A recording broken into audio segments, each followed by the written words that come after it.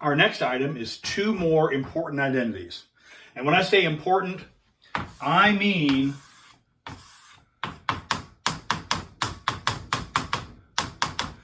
if you'll allow me some technical graduate school jargon, these are big old honkin' important. These are, that's the graduate school word, big old honkin' important. These are really important identities. If anything, these are even more important than the reciprocal. If anything, here they are. Tangent of theta is equal to sine of theta over cosine of theta. And the other is similar. Cotangent of theta is equal to cosine theta over sine of theta. These two, if anything, these are even more important than the previous, and the previous ones were super duper important. So these are super duper pooper important. These are really important to know. You'll use them so often, it's going to be like knowing your first name. You'll use it so often, you'll just know them.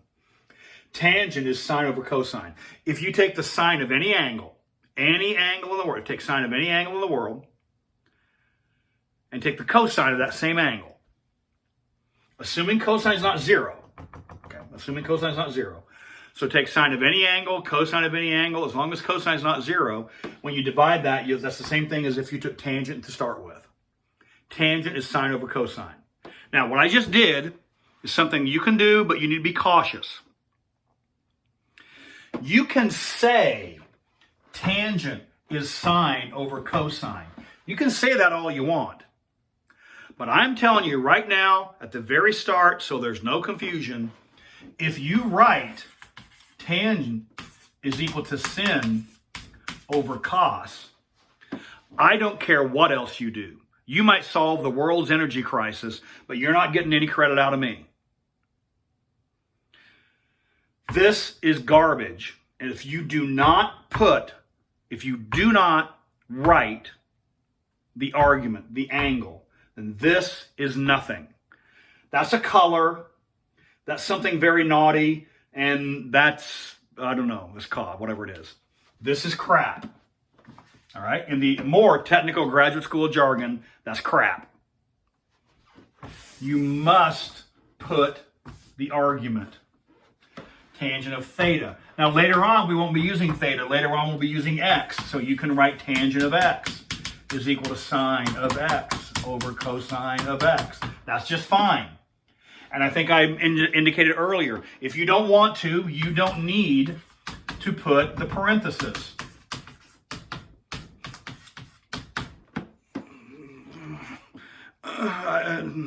It just feels wrong to me, but if that's what you want to write, that's fine. This is perfect, but if you write tan is equal to sin over cos, for me, that's crap. All right?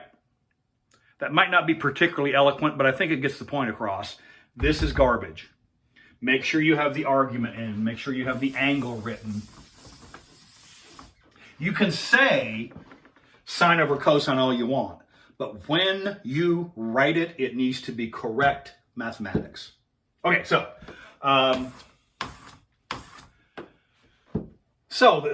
do you recall in the reciprocals, there was a proof. We proved that things are the same. So how can we prove that these are equal? Do the same thing. Start with the more complicated side.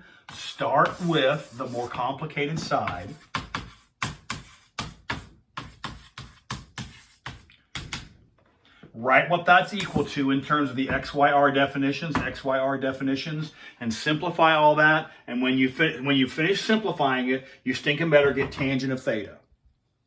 And so see if you can do that, work that through all the details, and that should be able to work out. Is it clear what happens? Sine, we know the XYR definition for sine, right? Sine is y over r. Cosine is x over r. What do you do when you have a complex fraction? You multiply by reciprocal. Multiply by the reciprocal. And then simplify that. Is it clear? The r's cancel. What are we left with out of that mess? We're left with y over x. What is y over x? What's the XYR definition for y over x? Y over x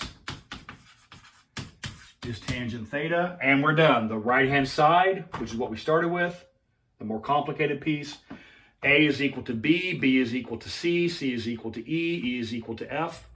And so A is equal to F, that's a consequence of the logic. And so we have proven this first statement. Is it clear? This would be very similar. You should be able to do this proof in an exactly similar fashion if something like that were to be asked someday by some doofus giving you an exam on this. So if some doofus one day gives you an exam, that person might actually put one of these proofs for you to be able to work out on your own.